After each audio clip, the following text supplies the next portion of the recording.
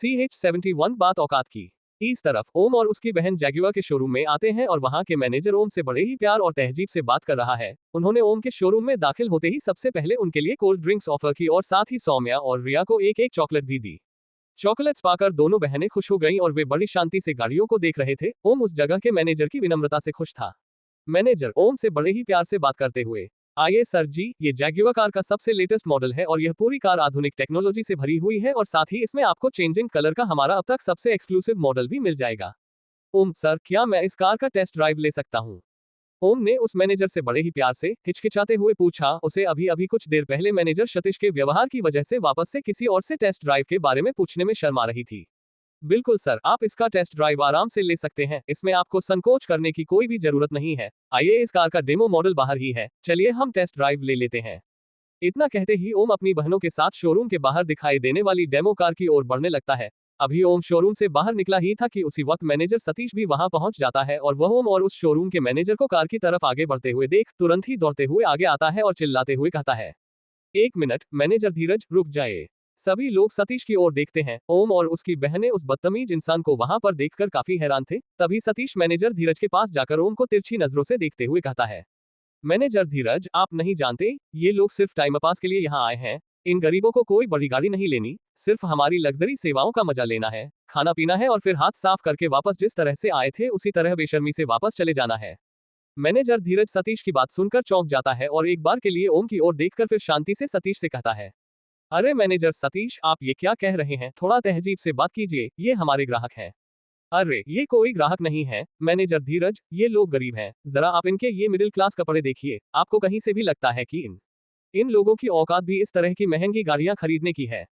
ओम और उसकी बहनों को फिर से एक बार कटाक्ष भरी नजरों से देखते हुए सतीश ने मैनेजर धीरज से कहा।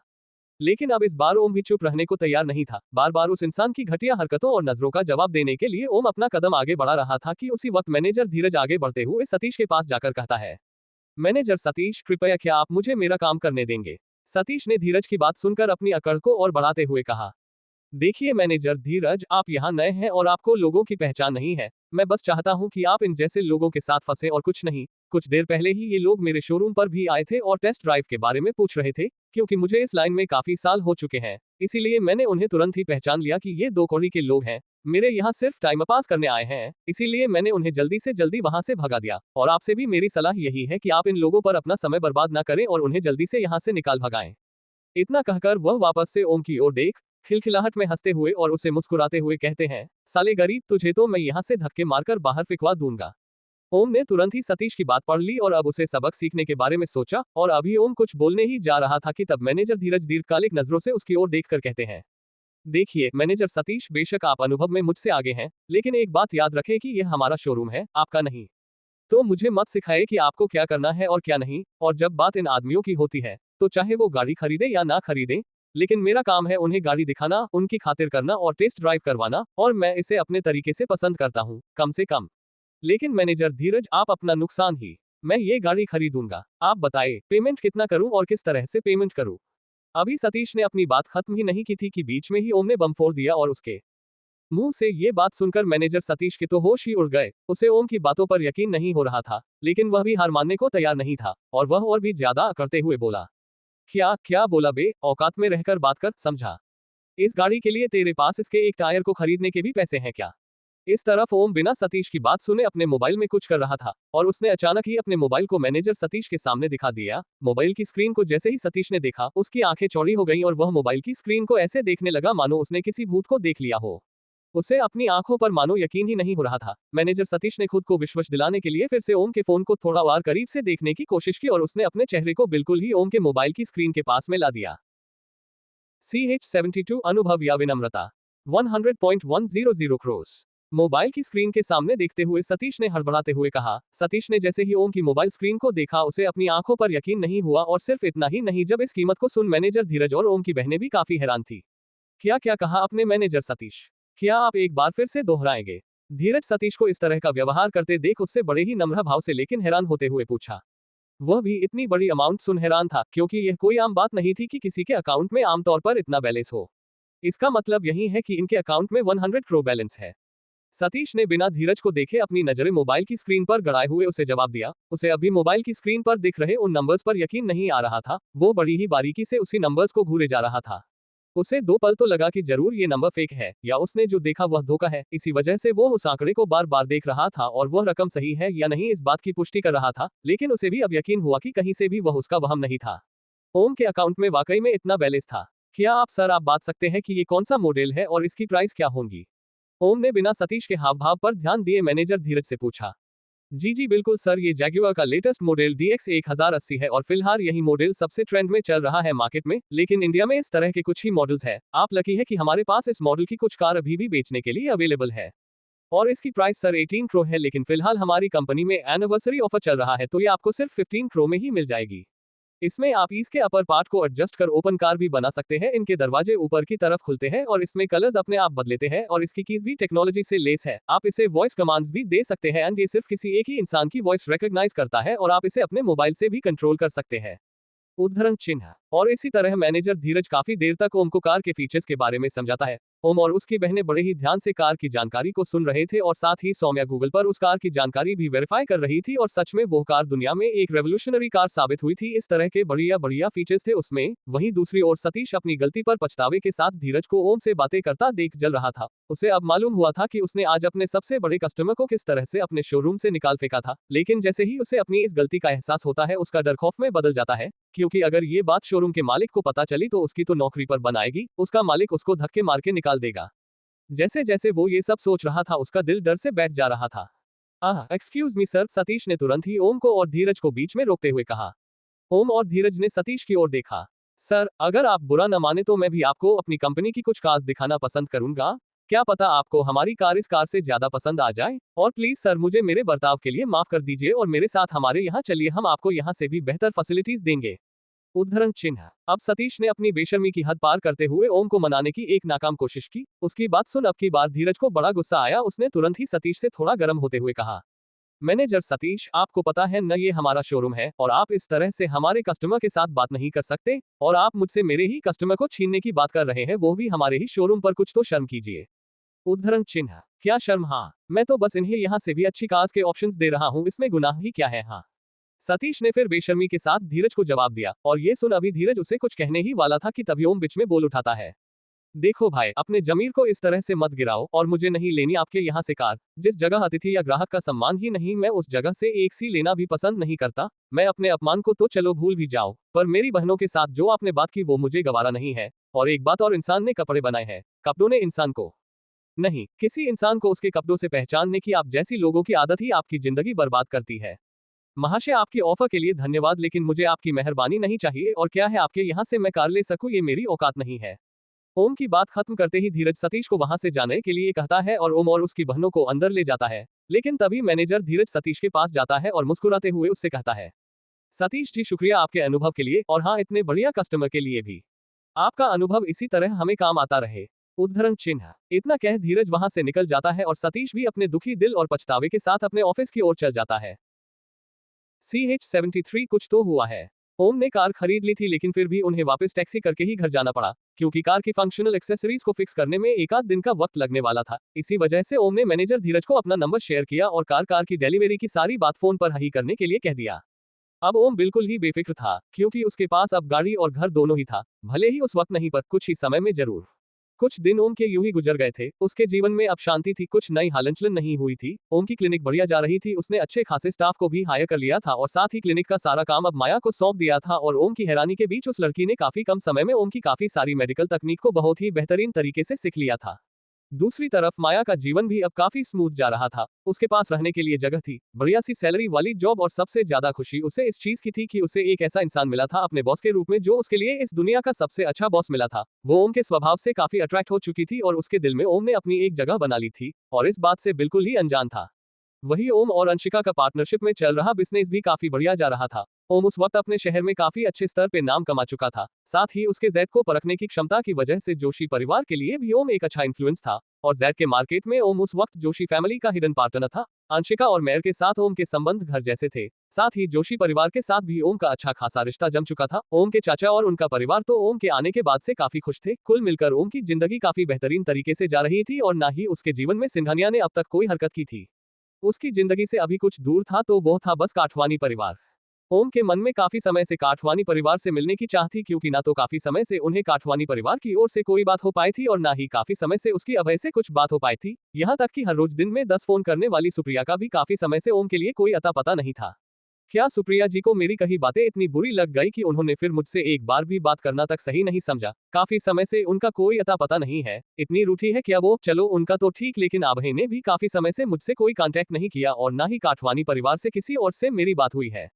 आखिर ऐसा तो क्या हुआ कि काठवानी परिवार इस तरह से लग रहा मानो वायुंगा शहर से काठवानी परिवार गायब ही हो गया हो? मुझे कम से कम एक बार अभय या सुप्रिया जी से मिलन तो चाहिए ही। चलो पूछो तो सही, आखिर चल क्या रहा है उन लोगों के साथ? उद्धरण चिन्ह। अचानक ही ओम को अंदर ही अंदर काफी चिंता होने लगी थी। जैसे जैसे वो काठवानी परिवार के बारे में सोच रहा था वैसे वैसे उसे अंदर ही अंदर घबराहट होने लगी थी और ओम जनता था उसकी नई प्राप्त हुई शक्तियां उसे इस तरह से यूं ही कोई भावना नहीं होने देती। उसके हर इमोशन के पीछे कोई ना कोई वजह जरूर होती है। ओम ने तुरंत ही सुप्रिया को कॉल लगाया, लेकिन काफी देर रिंग बजने के बावजूद भी सुप्रिया कॉल कोई उठा नहीं रहा था। तभी ओम ने अभय को कॉल लगाया, लेकिन हैरानी की बात थी कि अभय ने भी कॉल नहीं उठाया। अब ओम की चिंता शक में बदल चुकी थी। उसने तुरंत ही अंशिका को कॉल लगाया। हे ओम, कहाँ हो? मैं तुम्हें ही कॉल करने वाली थी। अच्छा हुआ तुमने सामने से कॉल कर दिया। उद्धरण चिन्ह। अंशिका ने अपने ऑफिस की चेयर पर बैठे बैठे ही ओम से खुश होते हुए बात करने लगी। अभी नहीं अंशिका, पहले ये बताओ तुम्हारी काठवानी फैमिली में किसी से हाल ही में कोई बातचीत हुई है? ओम ने अंशिका की बात को बीच से ही काटते हुए कहा और साथ ही ओम ने तुरंत ही कार स्टार्ट की और ड्राइव करने लगा गया। ओम, नहीं, काफी समय से मेरी काठवानी परिवार से कोई भी बातचीत नहीं हुई है। हालांकि यूं तो सुप्रिया कभी कभी हफ्ते में 1-2 बार मुझे परेशान करने के लिए कॉल करती है, पर पिछले काफी टाइम से उसने मुझे कॉल भी नहीं किया। मुझे लगा कि शायद उस रात जो तुम्हारी क्लिनिक में हुआ उस वजह से ये सब हो रहा होगा, इसलिए मैंने इस पे ज्यादा ध्यान नहीं दिया। लेकिन तुम अचानक से ये सब क्यों पूछ रहे हो? कुछ हुआ है क्या? उद्धरण चिन्ह। ओम के मुंह से काठवानीज का नाम सुन अंशिका थोड़ा इनसिक्योर फील कर रही थी। क्या मतलब, क्या हुआ? तुम्हें कुछ अजीब नहीं लगा रहा? जो हंसी मजाक करने वाला और छोटी छोटी बातें हम सबसे शेयर करने वाला काठवानी परिवार काफी समय से उसकी कोई खबर ही नहीं है। मैं इसी वक्त में काठवानी से मिलने जा रहा हूँ, मुझे खबर करो कि आखिर उनके साथ हो क्या रहा है। उद्धरण चिन्ह। ओम ने अंशिका से अपने मन की बात की और अंशिका ने भी उसकी चिंता को समझा और उसे भी ओम की बात काफी हद तक सही लगे। इसी वजह से उसने ओम से तुरंत हाँ कहा और फोन सीधे अपने रिसोर्सफुल लोगों को घुमाया और वो ओम के दिए काम को करने लगी। पता नहीं मैं क्या करूं, एक तो इस लड़के के पीछे लड़कियां मक्खियों की तरह मिनमिनाती है और साथ ही मुझे इसकी मदद भी करनी पड़ती है। सुप्रिया, भगवान करे तुम नॉर्मल हो और तुम्हें कोई और लड़का पसंद आ गया हो। उद्धरण चिन्ह। इस तरह से बात करते हुए अंशिका ने फोन काठवानी परिवार के रिसेंट इवेंट्स का पता लगाना स्टार्ट किया। इस तरफ ओम भी काठवानी परिवार के बंगलों की ओर पहुंच चुका था। जैसे ही ओम काठवानी के घर के भीतर घुसता है, ओम देखता है कि दिलीप काठवानी और उनकी बीवी घर के हाल में बैठे थे और ओम ने देखा कि उन दोनों की ही हालत काफी खराब लग रही थी। वे दोनों कुछ ही दिन में काफी पतले और बीमार लग रहे थे। उनका चेहरा काफी काला पड़ चुका था, मानो कि काफी दिनों से ना उन्होंने खाना खाया हो और ना ही उन्होंने ठीक से नींद ली हो। ओम को उनकी ऐसी हालत देख काफी हैरानी हो रही थी कि आखिर उनके साथ ऐसा तो क्या हुआ कि उनकी हालत ऐसी हो गई थी। CH-74 काठवानी परिवार खतरे में। अचानक ही ओम को अपने घर पर देख मिस्टर एंड मिसेज काठवानी काफी हैरान हो चुके थे। उन्होंने ओम को अपने घर के अंदर आते ना देखा था, ना उन्होंने कोई आवाज की थी। वो तो हैरान थे कि नौकर ने ओम के आने की कोई खबर तक नहीं दी थी और ना ही उन्हें दरवाजा खुलने की कोई आवाज आई थी। अरे ओम बेटा, तुम यहाँ। दिलीप काठवानी ने अपने हाव भाव को ठीक कर ओम को देख बड़े ही प्यार से बात की और अपनी जगह से खड़े हो गए। अरे जाओ भाग्यवान, ओम के लिए पानी लेकर आओ। उद्धरण चिन्ह। हाँ हाँ, अभी अभी लेकर आती हूँ। उद्धरण चिन्ह। अपने पति के इतना पास होते हुए भी ओम ने देखा कि मिसेज काठवानी को रिएक्ट करते काफी समय लग रहा था, मानो वो उस वक्त वहां होकर भी मन से वहां नहीं थे। आओ ओम बेटा, कैसे हो? काफी दिनों बाद दर्शन दिए तुमने। घर पर सब कैसे है? तुम कैसे हो? बताओ कैसे आना हुआ? काठवानी ने ओम को सोफे की तरफ हाथ से इशारा करते हुए बैठने के लिए कहा। ओम उस वक्त चुपचाप पूरे हालत का मुआयना कर रहा था। फिर उसने बड़े ही सामान्य तरीके से कहा, हेलो अंकल, सॉरी आपको डिस्टर्ब किया।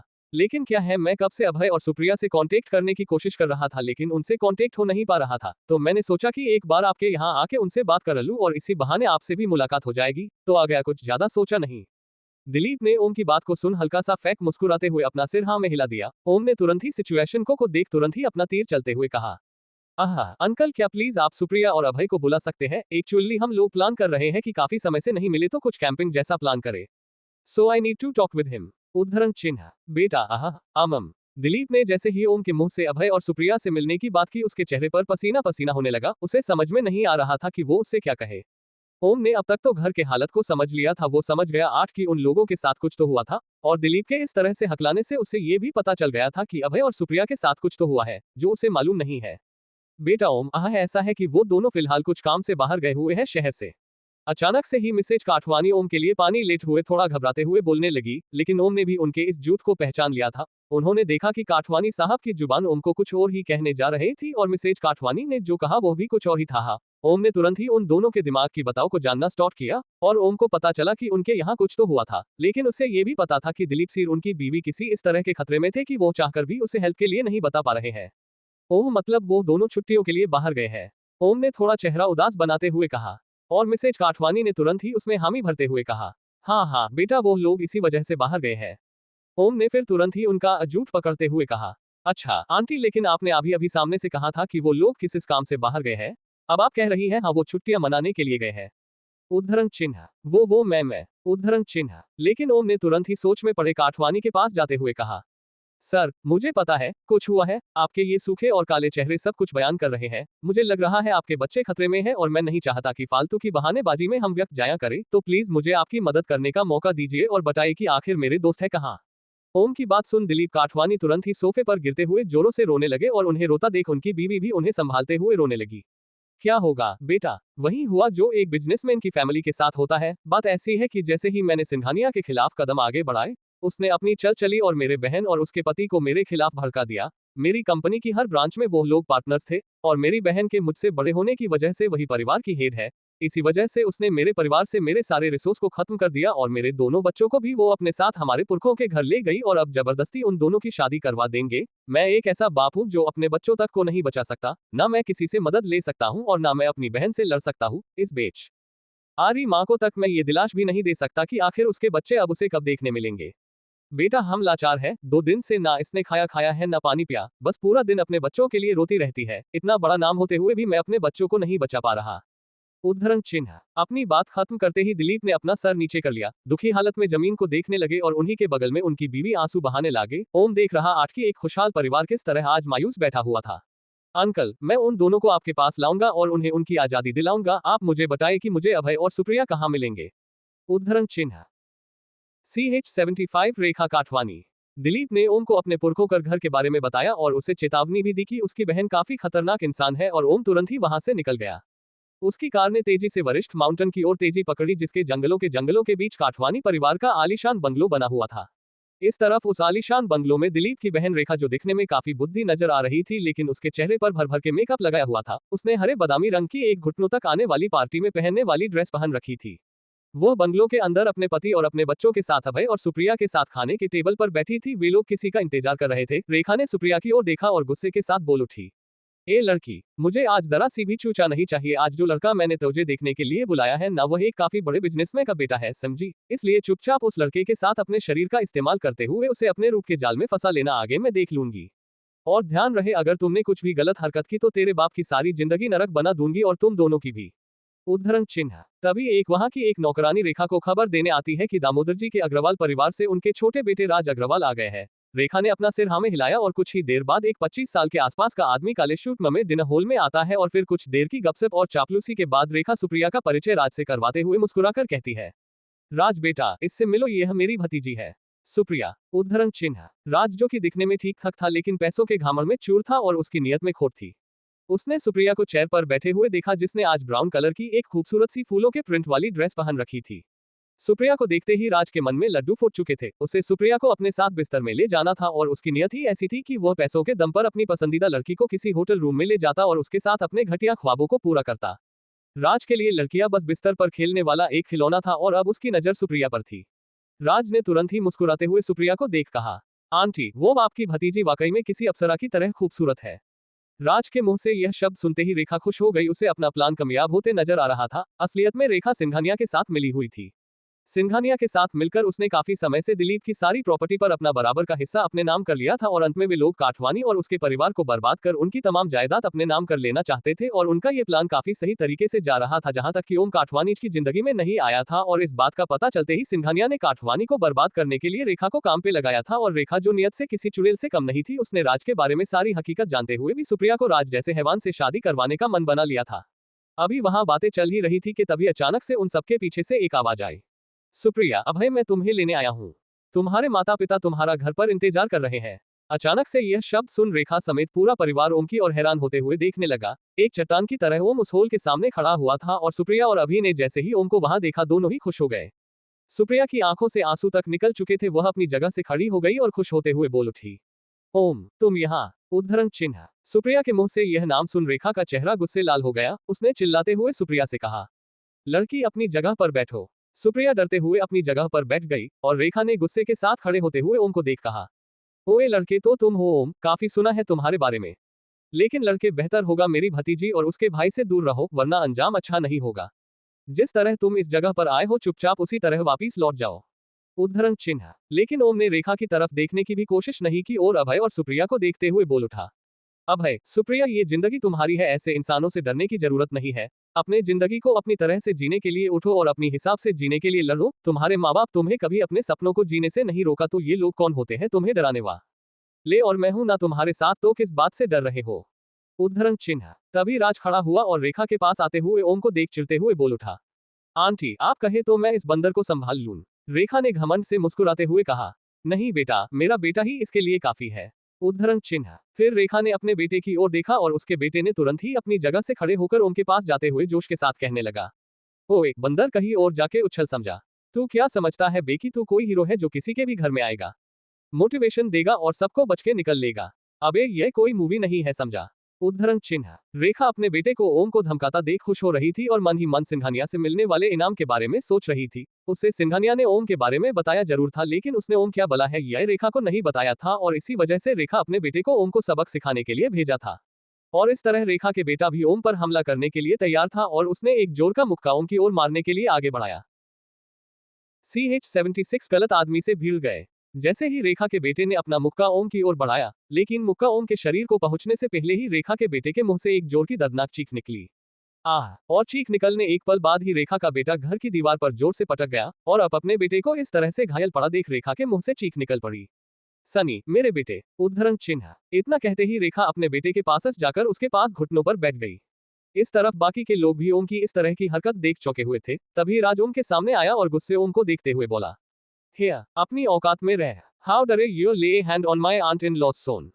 उद्धरण चिन्ह। इतना कहते ही राज ने भी ओम को मारने की कोशिश की, लेकिन अभी राज ओम को मारने के लिए अपना एक कदम भी आगे बढ़ाए उससे पहले ही उसे पता तक नहीं चल और वह एक कराहती चीख के साथ वह घर की खिड़की को तोड़ते हुए घर के बाहर पटक दिया गया। और इस तरह रेखा अपनी चाल को इस तरह से नाकाम होता देख रेखा गुस्से लाल पीली हो रही थी। उसने तुरंत ही चिल्लाते हुए कहा, ए लड़के, वहीं पर रुक जाओ और अपनी औकात को मत भूलो। फिर सुप्रिया को देखते हुए, और तुम ऐसे हैवान लड़के के लिए राज को ठुकरा रही थी? आंखें खोलो लड़की, दुनिया को देखो। इस फटीचे और लड़ते झगड़ते लड़के के साथ तुम्हें कोई फ्यूचर दिखता है? और तुम लदेख, तुम्हें इस तरह के दोस्त चाहिए? जिंदगी में क्या खास बात है इस लड़के में आखिर बताओ? मुझे तो तुम दोनों की जिंदगी बदलनी नहीं, तुम दोनों को मरा देना चाहिए। उद्धरण चिन्ह। बस करो आंटी, उसके बारे में आप जानती ही क्या हो। भगवान के लिए चुप हो जाओ, वरना कहीं मैं अपनी लाइंस अब क्रॉस ना कर दूं। उद्धरण चिन्ह। सुप्रिया ने अपनी जगह से उठकर चिल्लाते हुए कहा और उसकी हिम्मत को देख अभय ने भी उसका साथ देते हुए कहा, आंटी, वह आपकी तरह नहीं है जो अपनों की ही कब्र खोदने की कोशिश करता हो। वह अपने परिवार, अपने दोस्तों के साथ खड़ा रहता है। उनके दुख में दुखी होता है, उनके सुख में सुखी होता है। और एक आप हो जो अपने ही बच्चों को मरने पर तुली हो और अपने ही भाई को दुख दे रही हो। पापा कुछ नहीं बोलते क्योंकि वे आपको बहन मानते हैं, लेकिन अब अगर मेरे परिवार पर आपने उंगली भी उठाने की कोशिश की तो याद रखना, अब उनकी रक्षा करने के लिए उनका बेटा खड़ा है।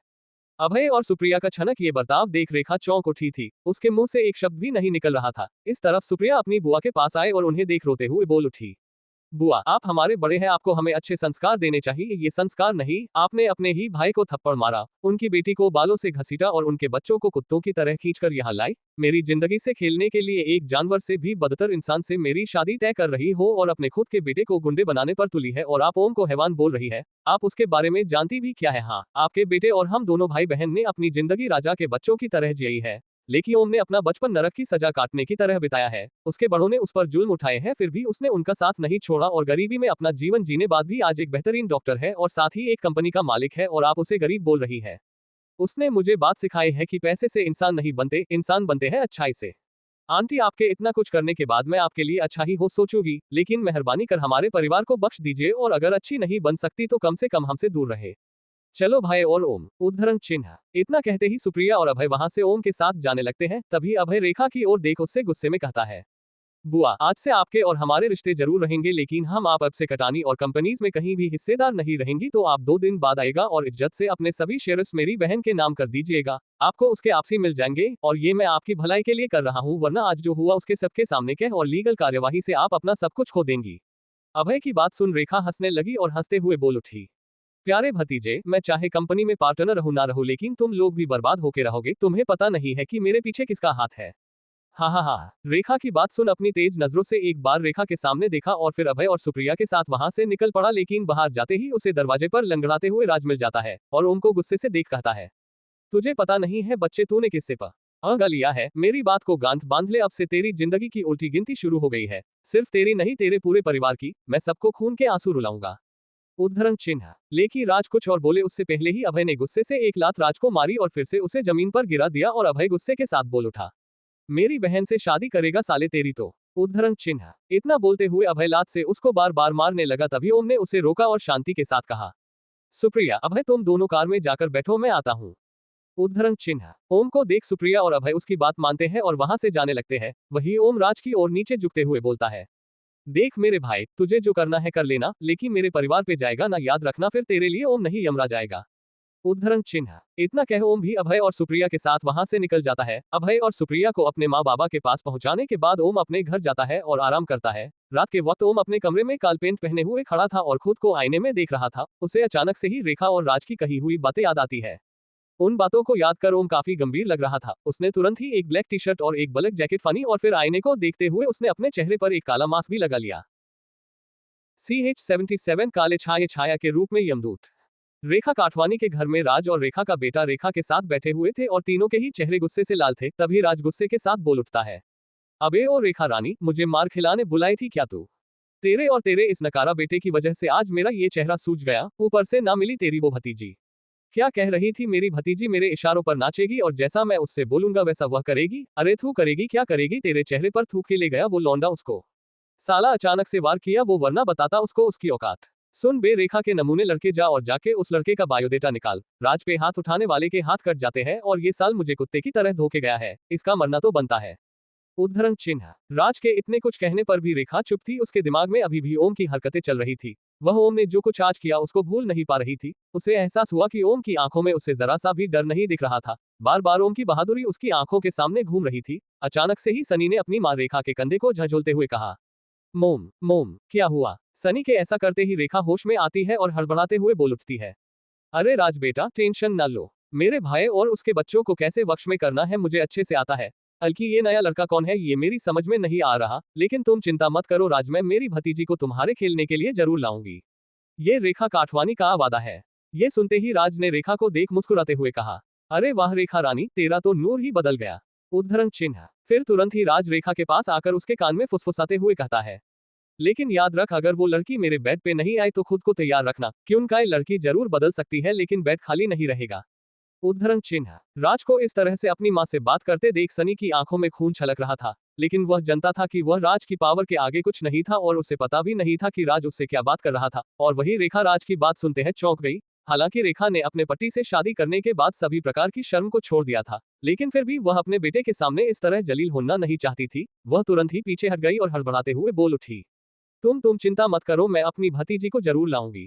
तभी सनी अचानक से खड़ा होता है और चिंता के साथ कहता है, लेकिन अगर वो लड़का बीच में आया तो फिर? और उसकी ये बात सुनते ही राज ने चिल्लाते हुए कहा, उसकी कमजोरी का पता लगाओ, घर तो उसका भी होगा, उसके खानदान का काला चिट्ठा निकाल, साले के पूरे परिवार को उसके सामने कुत्ता बनाने के मारूंगा, खून के आंसू रोएगा। उद्धरण चिन्ह। राज की ऐसी हैवानी भरी बातें सुन दो पल के लिए सनी और रेखा भी कांप गए थे। वे दोनों ही डरते हुए एक दूसरे को देख रहे थे और चिराज का चेहरा एक राक्षसी मुस्कान से भर चुका था। हा, सच में वाकई लाजवाब प्लान है। अचानक से ही घर के उस होल में कोने में अंधेरे में एक आदमी उन लोगों की बातों को सुन ताली बजकर और हंसते हुए कहता है, अचानक से यह आवाज सुन वो तीनों भी हैरान होकर कोने में खड़े उस आदमी की ओर देखने लगते हैं। उन सबके सामने एक आदमी पूरी तरह से काले लिबास पहन एक आदमी उन लोगों के सामने आता है। उस आदमी ने काली पेंट, काले जूते और काली टी शर्ट पहन रखी थी, साथ ही उसके ऊपर उसने एक काली जैकेट भी लगाई हुई थी और उस आदमी के चेहरे पर एक काला मास्क था जिसमें से सिर्फ उसकी आंखें दिखाई दे रही थी और पूरे सिर पर उसकी जैकेट की केप फनी हुई थी। वह आदमी था काला शाया। उसे अपने सामने देख रेखा, राज और सनी डर चौंक जाते हैं। रेखा तुरंत ही घबराहट के साथ कहती है, कौन कौन हो तुम और अंदर कैसे आए? लेकिन वह काले कपड़े पहना आदमी उसकी बात को सुने बिना ही राज की ओर देखते हुए कहता है, गजब प्लान है बे चिलगुजे। लड़के के परिवार को उसके सामने कुत्ते की तरह कटेगा हूँ। खून के आंसू, फिर लड़की को अपने बेड पे ले जाएगा और खेलेगा उसके साथ। क्या शानदार प्लान है तेरा रे। काले शाये के रूप में वह ओम ही था जो रेखा और राज को सबक सीखने काले शाये के रूप में वहां आया था। यह उसका वही रूप था जिससे उसने अंशिका और सीमा को बचाया था। इस वक्त ओम की अनकहे राज को देख लाल थी। लग रहा था कि ओम पल भर में राज को चीर फाड़ देगा। राज ने ओम की बात सुन गुस्से में कहा, अबे कौन है बे तू? निकल जा यहाँ से, आईने में शक्ल भी नहीं पहचानी जाएगी और तू उद्धरण चिन्ह। लेकिन अभी राज आगे कुछ बोलता उससे पहले ही ओम ने राज का जबड़ा अपने हाथों में जोर से पकड़ लिया था और उसने गुस्से के साथ भरी आवाज में कहा, मुझे तुम तीनों की अच्छी रकम मिली है तुम लोगों को अधमरा करने की, लेकिन अब जब मैंने तुम्हारी बातें सुनी तो उस रकम की भी जरूरत नहीं। मेरा फर्ज बनता है तुम जैसे हैवानों को साफ करने का। तू नामर्द ही नहीं है साले, इसीलिए ऐसे नामर्दों वाले काम करता है। लड़कियों के साथ सोना, ड्रग्स लेना, बेचना, इतने सारे इलीगल काम। बाप रे, तुझे तो सच में इलाज की जरूरत है और देख तेरी किस्मत भी कितनी सही है, तुझे सुधारने साक्षात यमदूत आए हैं। उद्धरण चिन्ह। CH-78 परिवार बीच में नहीं लाते। हे तुम जो भी हो अभी के अभी उस आदमी को छोड़ दो, क्योंकि तुम नहीं जानते अगर उसे कुछ हुआ तो तुम्हारा क्या हाल होगा।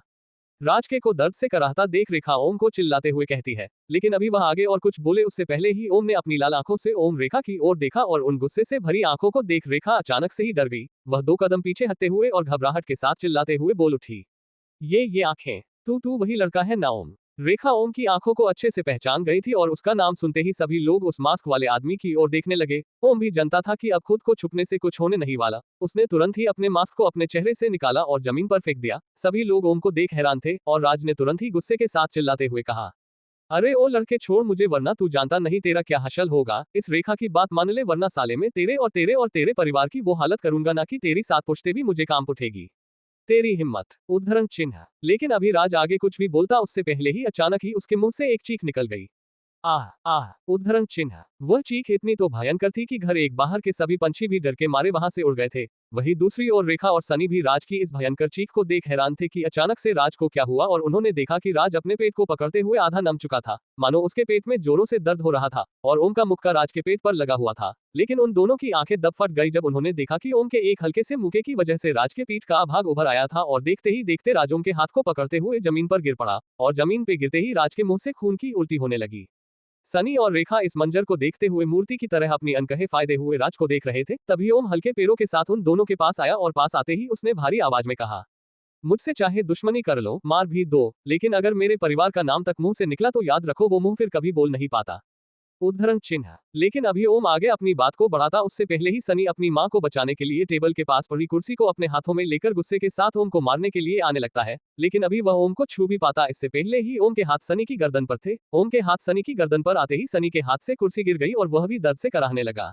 रेखा ने तुरंत ही चौंकते हुए अपने बेटे की हालत को देखा। सनी का पूरा चेहरा लाल हो चुका था, उसकी गर्दन पर धीरे धीरे नब्ज बाहर दिखने लगी थी और उसके दर्द से कराहने की हल्की सी चीख निकल रही थी। धीरे धीरे ओम का हाथ सनी की गर्दन पर मजबूत हो रहा था और ये देख रेखा की रूह कांप गई थी। उसे डर था कि कहीं ओम उसके बेटे को ना मार दे। उसने तुरंत ही रोते हुए एक कुर्सी उठाई और तुरंत ही ओम के सिर पर मार दी। कुर्सी के सिर पर लगते ही ओम हल्का सा आगे बढ़ गया। उसके सिर में दर्द होने लगा था और उसके हाथ से सनी भी छूट गया था। ओम को भटकता हुआ और कमजोर देख रेखा को एक मौका मिल गया और वह बिना देखे ओम की पीठ पर जैसे तैसे वार करने लगी। कुछ सेकंड वार करने के बाद रेखा ने देखा कि ओम घायल होकर जमीन पर गिर चुका था और उसका बेटा भी अब सुरक्षित था, तो उसके चेहरे पर एक डरावनी हंसी छा गई और वह हंसते हुए बोलने लगी, बच्चे खुद को भगवान नहीं समझते, यमदूत हाँ देखो जरा यमदूत मेरे कदमों में गिरा हुआ है। सनी मार डाल इसे। इसकी चीख पूरी हवेली में गूंजनी चाहिए, याद रहे। अपनी मां के आदेश का पालन करते हुए सनी ने तुरंत ही होल में पड़े एक बड़े से डंडे को उठाया और उससे ओम पर हमला करने के लिए आगे बढ़ा। लेकिन अभी उसने डंडे को ओम के सिर के ऊपर लाया ही था कि ओम ने तुरंत ही उस डंडे को पकड़ लिया और रेखा को देख वो हंसने लगा। रेखा ने देखा कि इतना मारने के बाद भी ओम के शरीर में एक चोट तक नहीं थी। रेखा बुरी तरह से हैरान थी और उसकी हैरानी को बढ़ाते हुए ओम ने अचानक ही सनी के हाथ में पकड़े उस डंडे को सिर्फ अपने एक हाथ से दबाकर ही तोड़ दिया और अभी वो दोनों कोई रिएक्ट करे उससे पहले ही ओम ने पलक झपकते ही उठकर उन दोनों के सिर को पकड़ा और तुरंत अपनी आंखों को बंद कर उसने रेखा और सनी के सिर को दबाया और पल भर में छोड़ दिया। जैसे ही उसने अपने हाथों को वापस लिया उसने अनकहे खोल देखा कि रेखा और सनी दोनों ही बेहोश हो गए हैं और जमीन पर गिर चुके थे। ओम ने उन दोनों को शांत कर हल्की सी आया बारी और फिर जमीन से अपने मास्क को उठाया और उसे पहनते हुए आगे बढ़ने लगा कि तभी राज जो कि अब तक खून से लथपथ जमीन पर गिरा पड़ा था उसने खांसते हुए गुस्से के साथ जमीन को देखते हुए कहा, ए कमीने, याद रख जब मैं ठीक होऊंगा तब तुझे ढूंढ के तेरे और तेरे परिवार के टुकड़े करके अपने हाथों से कुत्तों को खिलूंगा। ये राज का वादा है और ये होकर रहेगा। तू नहीं जनता तूने किससे पंगा लिया है, तूने अपनी जिंदगी की सबसे बड़ी गलती की है। हा बचेगा नहीं तू। राज की यह बात सुनते ही ओम के पैर राज जहां पर पड़ा हुआ था उस ओर आगे बढ़ने लगे। CH79 माया और ओम, मेरी बात सुन ओए भाई, देख तेरा मेरा झगड़ा है, मुझे चाहे कुत्तों की तरह मर ले, गाली दे, जो मन मर्जी कर ले, मैं एक शब्द नहीं बोलूंगा, लेकिन अगर तुम मेरे परिवार को बीच में लाते हो तो मैं डर जाता हूँ और फिर उसी डर में ना जाने सामने वाले का क्या हशल करता हूँ। देख भाई, तूने इतना कुछ बोला फिर भी मैंने तेरे परिवार के बारे में एक शब्द भी कहा नहीं ना, क्योंकि भाई मैं उनकी इज्जत करता हूँ।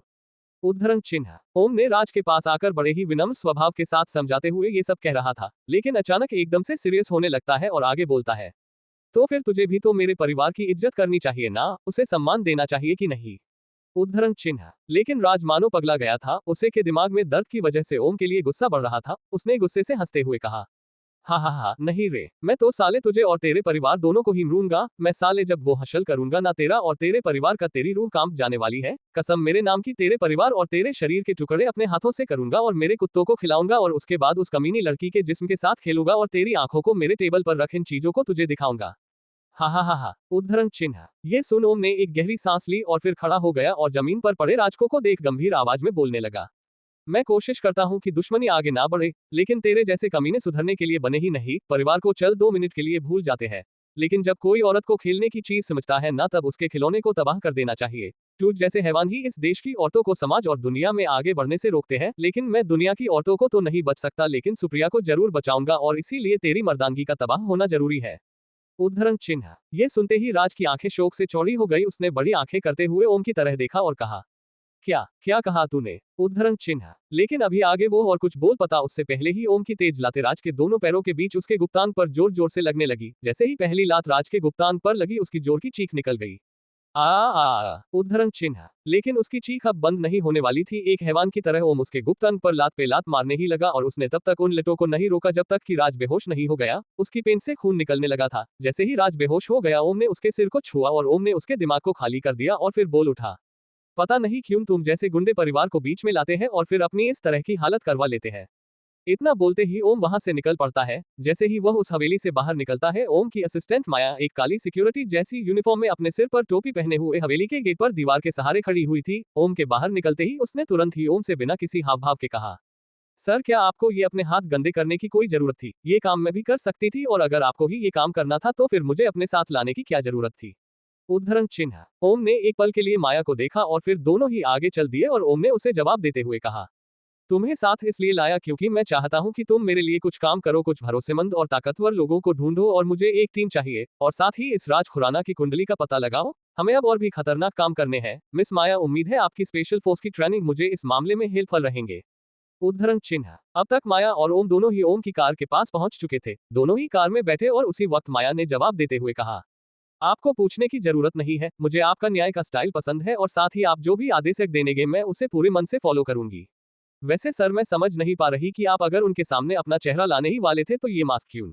उद्धरण चिन्ह। ओम ने गाड़ी को आगे बढ़ते हुए कहा, माया अब से ये मास्क ही ओम की जगह पर लड़ेगा। मैं नहीं चाहता कि ओम के इन चीजों में पड़ने से उसके परिवार पर कोई मुश्किलें आए। इसी वजह से ये गुमनाम रूप ही मेरे बदले सभी काम करेगा और ओम अपने करियर पर फोकस करेगा। तो अब तुम्हारी जिम्मेदारी है ओम के को गुमनाम रखने की। और बात रही आज की, तो आज लगता है लेडी रेखा मेरी आंखों को पहचान गई थी, लेकिन बेफिक्र रहो, उन्हें कल सुबह से कुछ भी याद नहीं रहेगा। सुबह में वो लोग पागल हो चुके होंगे। वैसे तुम्हें जो काम दिया गया था उसका क्या हुआ?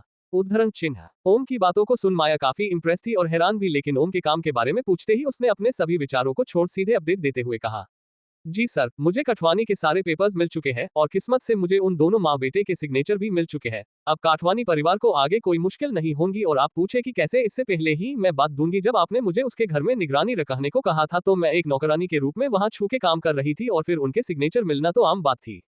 उद्धरण चिन्ह। ओम ये सुन काफी इंप्रेस हो चुका था। उसने खुश होते हुए माया से कहा, क्या बात है, तुम में थी मेरी उम्मीद से ज्यादा काबिलियत है, मुझे आपका अच्छे से ख्याल रखना होगा। उद्धरण चिन्ह। ओम के मुंह से ये सुनते ही माया शर्माने लगी और वे दोनों कार में आगे बढ़ चल चुके थे।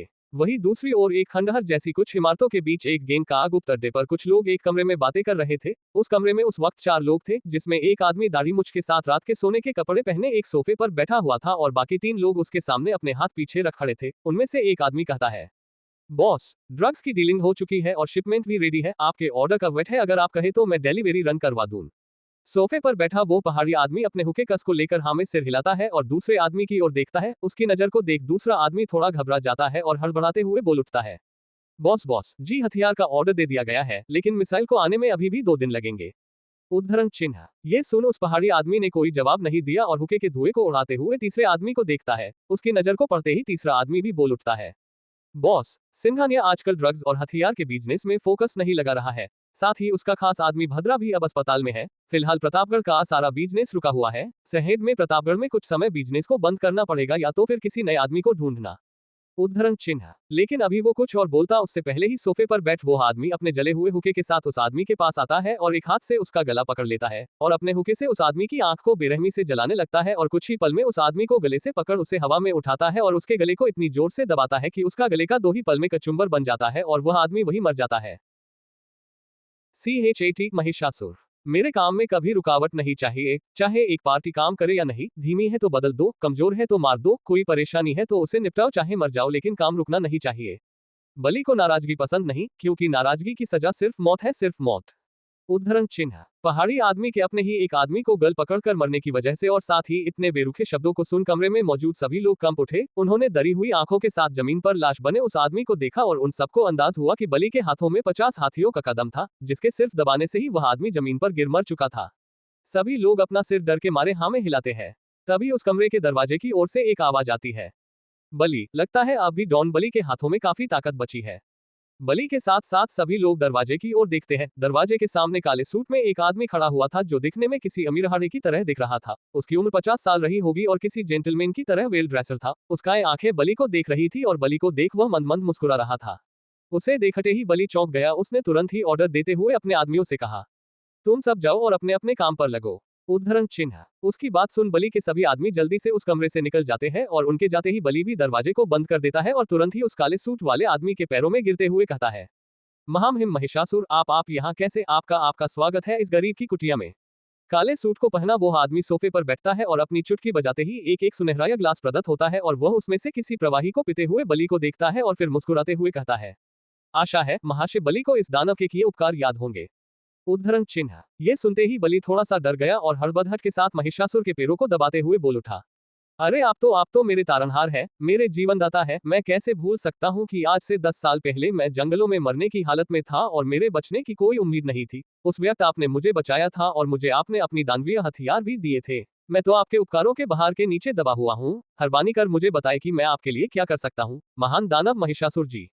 उद्धरण चिन्ह। अपनी तारीफ सुन महिषासुर घमंड में चूर हो रहा था। वह खुश होते हुए कहता है, बलि, मैं आज तुम्हें एक आदेश देने आया हूँ। नक्षत्र के हिसाब से धरती पर एक असीम बच्चे ने जन्म लिया है और अब वो एक युवक बन चुका है। दानवगुरु के हिसाब से वह युवक हम सबके लिए मुसीबत बन सकता है। इसीलिए मैं चाहता हूँ कि तुम उस बच्चे को ढूंढो और उसे मार दो। अगर तुम ये कार्य पूरा करोगे तो मैं तुम्हें असीम शक्तियों का मालिक बना दूंगा और इतना ही नहीं, उन शक्तियों की मदद से इंसानों में तुम सबसे ताकतवर होंगे।